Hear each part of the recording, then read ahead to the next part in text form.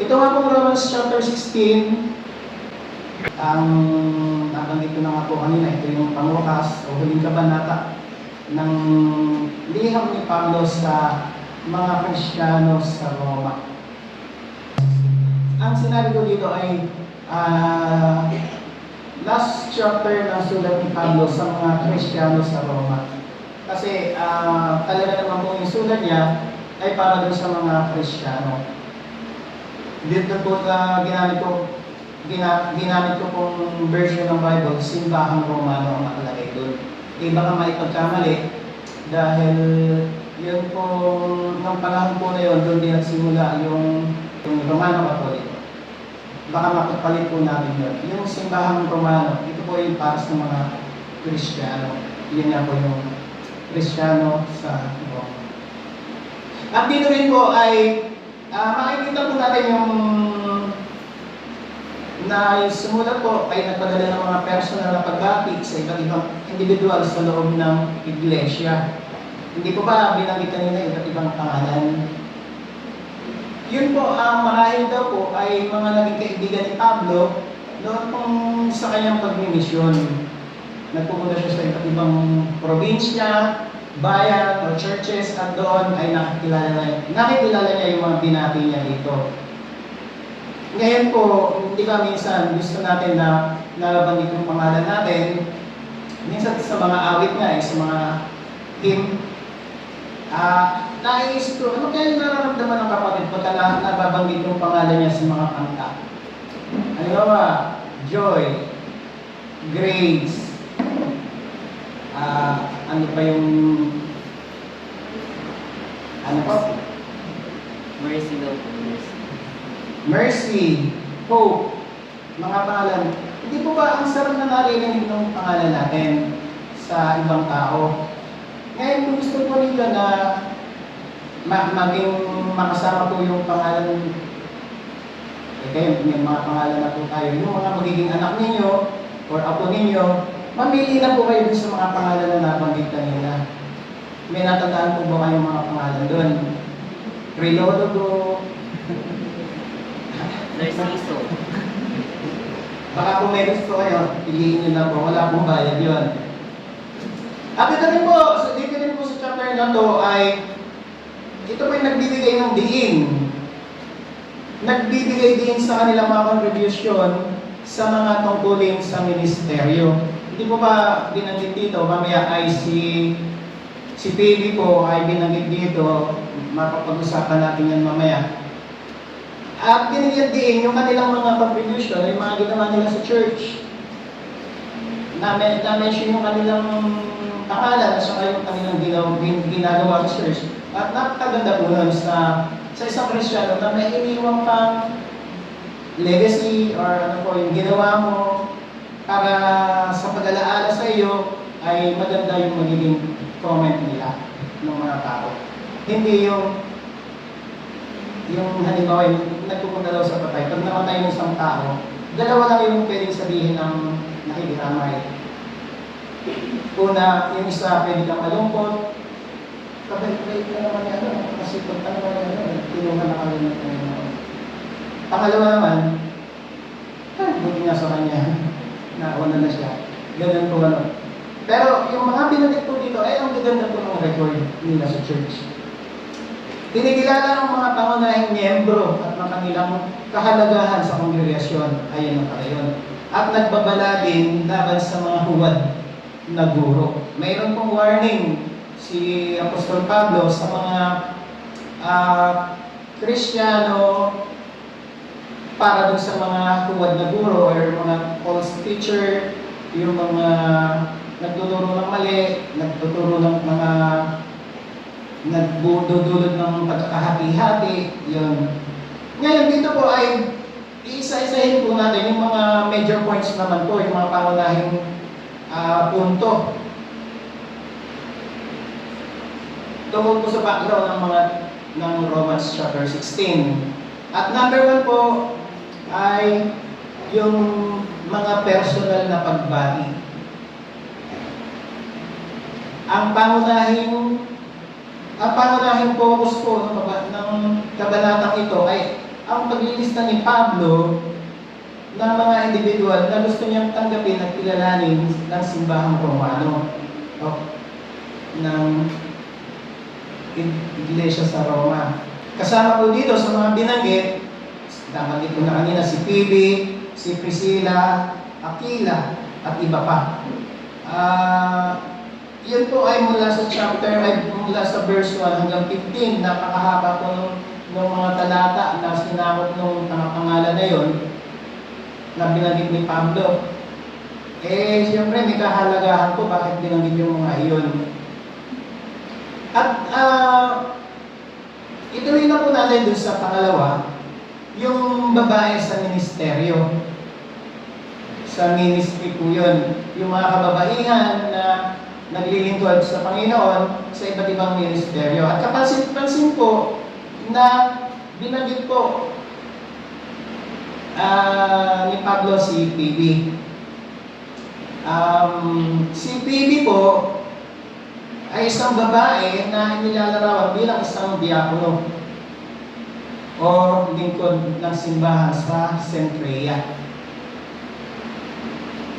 Yung po, binanggit po dito yung diakono sa version po na ginamit ko ay ang ginamit doon ay lingkod ng Diyos. Ang mga lingkod po ng Diyos ay tinatawag din na yun nga po diakono. Dito sa atin wala tayong diakono, ano po, hindi pa natin ito tinatalakay, hindi natin pinag-aaralan. Pero ito po mga diakono, ito po ay may mga katungkulan, may mga ginagawa sa loob ng church. Bukod po dun sa elders, sa mga matatanda ng iglesia, ang pangalawang grupo nga po itong mga diakono. Yung mga elders po, sila po yung naka-assign sa mga spiritual na bagay. At itong mga diakono, sila yung naka-assign dun sa mga material na bagay. Pero kung tinignan po natin ang qualification ng elders at ng deacons, halos pareho lang po yan. Kumbaga, yung standard po nito ay papasa sa pamantayan ng Diyos. Kapag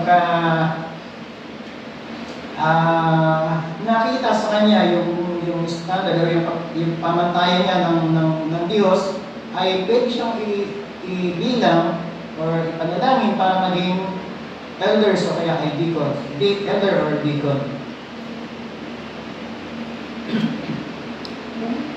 Pagkatapos po, dun sa si Phoebe po, ay isang babae nga po na inilarawan bilang isang diakono.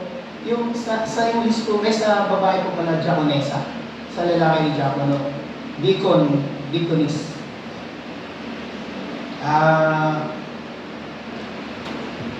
Siya po ay nagpapakita ng kanyang pagkakilala sa mga tungkulin ng pamumuno ng kababaihan, si Phoebe. Meron siyang katungkulan sa church, pinamumunuan niya yung mga kababaihan, at maaaring may iba pa. Siyempre, hindi naman niya lilimitahan yung kanyang ministry o yung ginagawa niya para sa mga kababaihan lang. Maaaring gumagawa rin siya ng ibang mga bagay or mga may ministry po siya sa iba't ibang bagay. Halimbawa sa mga kabataan, o kaya sa church, ay sa school, yung school board, ginagamit siya ng Panginoon.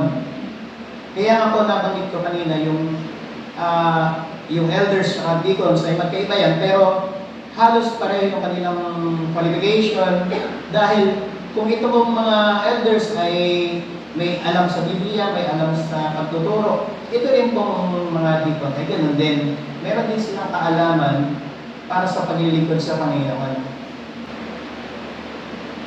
Tapos ay hiniling po ni Apostol Pablo, hiniling sa simbahang Romano na tanggapin siya at tulungan siya sa kanyang ministeryo.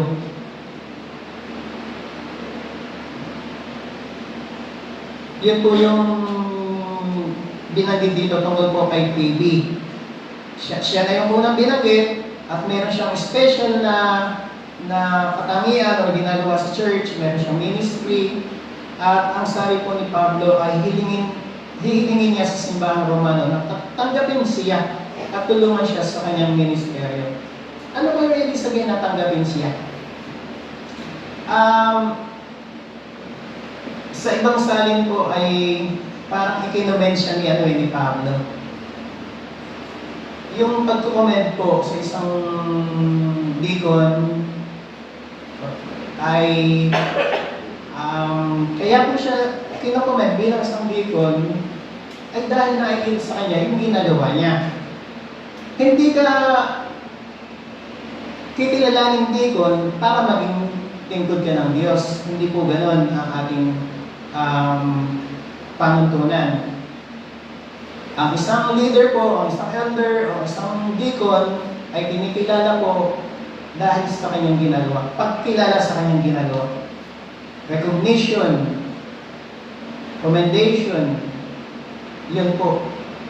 Kaya po itong si PB ay nirekomenda ni Apostol Pablo sa mga Kristiyano sa Roma na tanggapin siya, kilalanin siya bilang isang worker, isang kababaihan, isang babae na naglilingkod sa Panginoon. Mamaya po meron tayong surprise na maliit na programa patungkol po dito. At magpapatuloy na po tayo. Sila naman po ang ating pagbubulay-bulay dito. Tinatalakay lang po natin yung mga major points ng Romans chapter 16. Pangatlo po, yung kahalagahan ng church. Binanggit po dito yung kahalagahan ng church. Sa pamamagitan po ng pagbibigay din sa iba't ibang individual, sa mga tao po, at sa kanilang mga contribution, binibigyan din ni Paul ang kahalagahan ng pagkilala at pagsuporta sa iba't ibang miyembro sa loob ng Christian Church. Ganun din po sa isang Kristiyano. Hindi tayo pwedeng mabuhay or lumago sa pananampalataya na mag-isa lang tayo.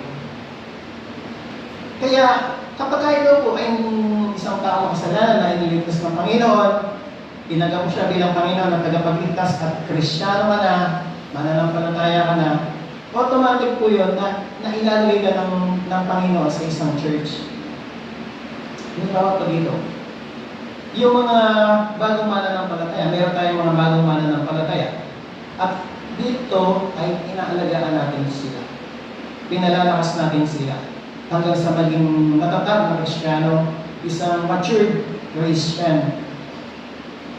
Kaya kung mali yung sinasabi ng ibang mananampalataya na umalis na sa church, sabi niya, sa bahay na lang ako, basta ako'y nananampalataya sa Panginoon, okay na yun.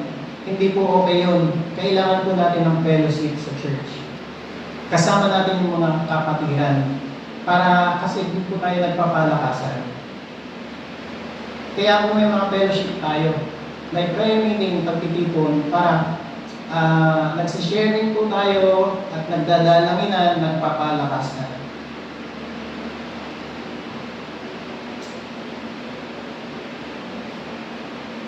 Yun po yung binabanggit doon ng kahalagahan ng church. Pagkatapos yung pang-apat po ay pagkakaisa at pagsasamahan. Pagkakaisa ay unity at pagsasama, parang fellowship din yun. Sabi mo dito, sa personal na pagkabanggit ng napakaraming individual, binibigyan din ni Pablo ang kahalagahan ng pamayanan at ikisama sa loob ng church. Natamit ko na nga po kanina yung sa fellowship po natin. At panghuli po, mga babala laban sa mga huwad na guro. Warning sa mga false teacher. Kaya po, alam niyo po, kaya po tayo ay maingat din sa pag-iimbita ng mga speaker ay kung hindi natin kilala yung tao na yun, na hindi natin kapanalig o kapananampalataya, ay hindi natin sila kaya na maaaring imbitahan. Nag-iingat po tayo sa mga nangyari na po yan sa San Miguel dati, na minsan, yung isang kapatid na kabataan ay hindi pa naman talaga siya mature Christian, pero umaadal siya sa mga kabataan fellowship. Meron siyang inirekomenda na pastor para mag-preach o having speaker.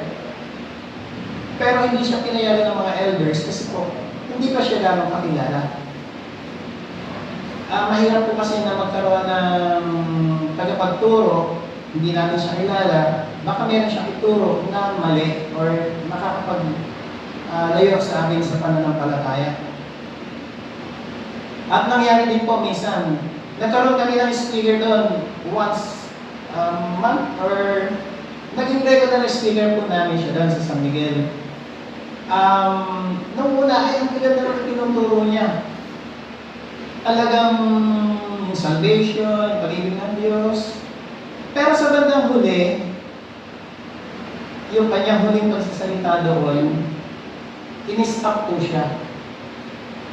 Kasi yung itinuturo po niya ay hindi naaayon sa salita ng Diyos or sa doktrina ng church. Kaya po, napakahalaga ng pagbibigay ng babala ni Apostol Pablo para sa mga false teacher.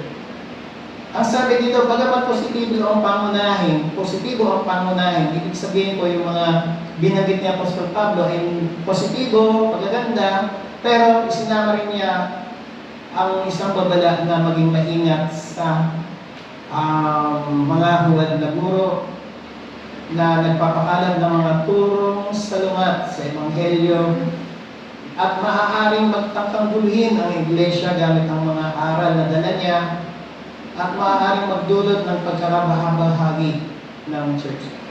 Iyan po yung isang malungkot na mangyayari sa isang iglesia na merong maging isang leader na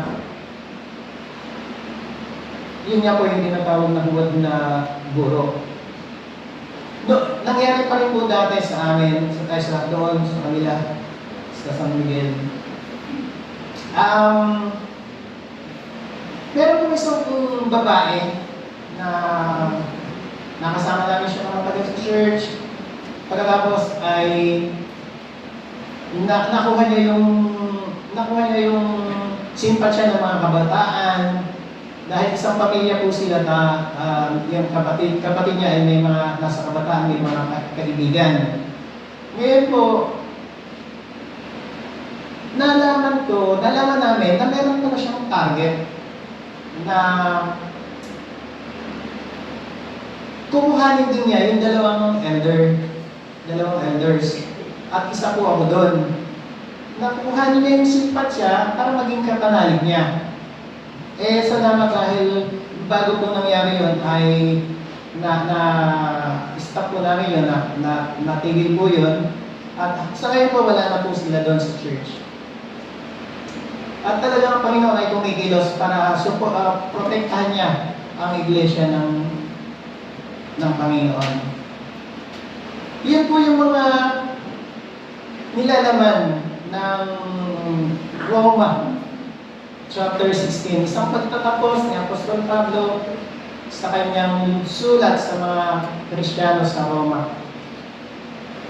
Yung sa letter writing ko nga po, ang natatandaan ko pa rin lagi, sa bandang huli ay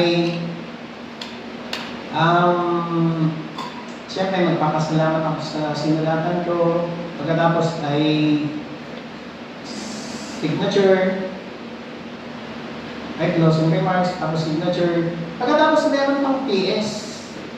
Akala ko yung PS talaga ay pahabol sulat. Kasi may isusulat ka pa po doon sa ibaba naman yan ng sulat mo. Ang ibig ko lang sabihin ng PS ay post-script.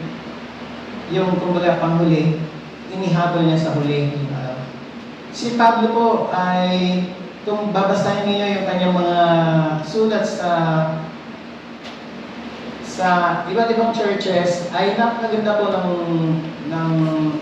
ng forma. Talagang Kompleto. Sa una ay nandun yung para sa mga kapatid sa San Ildefonso, greetings, pagkatapos yung body of the letter, pagkatapos ko ay yung closing remarks, at pagkatapos ay signature. At tignan natin yung talata kung meron ba siyang PS. Ang sabi ko dito sa bandang huli, sa verse 25, purihin ng Diyos na makapagpapatibay sa inyong pananampalataya sa pamamagitan ng magandang balita tungkol kay Kristo Jesus na ipinangaral ko. Ang magandang balitang iyan ay isang hiwagang nalihim sa loob ng mahabang panahon. Subalit sa utos ng walang hanggang Diyos ay nahayag ngayon sa lahat ng bansa sa pamamagitan ng mga sinulat ng mga propeta upang ang lahat ng sumasampalataya at sumusunod sa Kanya. At ngayon, sa pamamagitan ni Jesucristo, purihin natin ang isang Diyos, ang ganap na nakakaunawa sa lahat ng bagay. Amen. Nagbigay pa siya ng benediction. Balikan po natin yung kay PV. Sa Tagalog, pagka binigkas yung PV ay pebe. Kasi sa Bible po na Tagalog, pebe ang sabi. Itinatagubilin ko sa inyo ang ating kapatid na si Pebe, sa English si PV, na isang tagapagligtod ng iglesia sa St. Freya. Tanggapin ninyo siya alang-alang sa Panginoon gaya ng nararapat natin gawin bilang magkakapatid. Tulungan ninyo siya sa anumang pangangailangan niya sapagkat marami siyang natulungan at ako'y isa sa mga iyon. Noon pong ang San Miguel ay walang worker, way back 1980s. Yung pong pastor na nagpupunta sa San Miguel, taga Malolos po siya, ay nagpaalam, nag-resign na siya. Kasi meron siyang asawa na nagtatrabaho, pagkatapos maliliit yung mga anak niya, hindi niya maasikaso ngayon yung pagpunta sa San Miguel. Kaya wala kaming full-time order noon. Pero salamat sa Panginoon dahil meron siyang ginamit na isang babae, si Ate Berta Kaubang, taga Bicol po siya. At siya po ay itinalaga sa San Miguel. Ipinanalangin namin at tinanggap bilang isang worker at sinuportahan namin sa pamamagitan ng mga panalangin, ng mga material na bagay, at higit sa lahat yung, ganoon din sa financial niyang pangangailangan. Kasi, napakahirap po kung magtatalaga tayo ng isang worker na wala naman tayong isusuporta sa kanya. Kaya po, sa kalagayan natin dito sa church, meron tayong sinusuportahan. Alam naman natin yun, si Kuya Berlin. Bandipin ko na po ito, pero kasi si Kuya Berlin po, siya po ay isang dating nagtatrabaho sa labas. Naghahanap, meron po siyang trabaho at malaki po kinikita niya. Noon nga po kung nakilala ko siya, meron siyang kotse. Sa San Miguel pa sila nakatira noon. Meron siyang business. Pero alam mo po, ginigap niya lahat yung business na yun, yung trabaho niya na yun. At alam ko pati si Ate Grace may trabaho din po siya noon. Ginigap niya lahat yun, wala na silang trabaho. Pero naglingkod sila sa Panginoon, sa lugar na ito, sa Philippines, sa Christian Church. At anong gagawin natin para sa kanila? Pagtatrabahuhin lang ba natin sila na katulad ng pagtatrabahuhin lang ba natin sila at hindi na natin sila pakakainin, gano'n? Hindi ba yung mga, ang sabi ko, hindi ko matanda kung anong verse ko yun, yung isang baka na gumigiik, binibigyan din natin ng pagkain yun, parang gano'n yung pag-asa. Ibig ko sabihin, kapag tayo po ay nagpapadala ng isang worker, isang manggagawa, ay nandun yung pagsuporta natin sa kanila. Unang-una po, spiritual ay sa pananalangin. Kailangan din po nila yung panalangin. Hindi lang po sila yung mananalangin para sa atin. Tayo po ay mananalangin din para sa kanila. Dahil sila po ay naglilingkod sa Panginoon sa lugar natin para sa ating spiritual na pangangailangan. At suportahan din natin sila sa kanilang mga material na pangangailangan. Maging sa financial. Pero yung alam niyo po yung binibigay natin kay Berlin, 2,000 po na palit lang po. Sa amin, sa post office ko ay, sa post ay, siyempre yung mga empleyado regular, yung mga regular na po ay malaking sweldo. Yung mga mataas na posisyon. Pero kami maliit lang po. Bukod po dun sa regular, kasi may mga bonus yung regular, may mga incentive na natatanggap, may mga CNA na na-receive. Pero yung mga casual or yung mga contractual, hindi po sila hindi sila, wala pong employer-employee relationship. Ibig kong sabihin, itong mga contract service na to, ano man ang mangyari sa kanila, wala silang matatanggap sa kumpanya.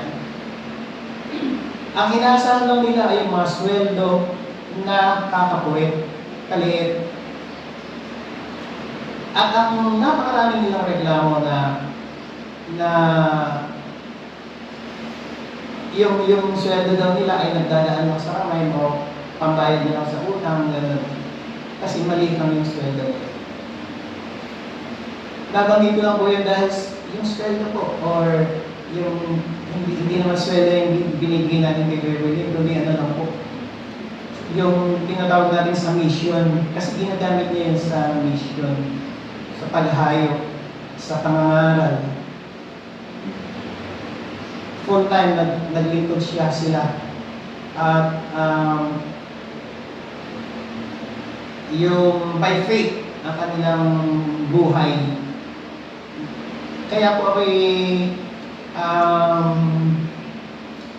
nalulungkot sa mga worker po. Hindi lang sa kanila, kundi sa mga ibang kapatid na naglilingkod sa Panginoon. Kasi hindi sila naghahangad ng kayamanan, hindi sila naghahangad ng malaking support, hindi sila naghahangad ng libreng kotse, libreng service, kundi sila po ay nabubuhay by faith. Kung ano po yung dumating sa kanila, yun lang po ang pinagkakasya nila. Pero salamat sa Panginoon dahil hindi po siya napugulang at ang Panginoon ay kumikilos at pinupunan yung pangangailangan ng mga manggagawa. Hindi naman ng mga member, kundi ng mga manggagawa ng Panginoon. Diyan po nagtatapos yung Book of Romans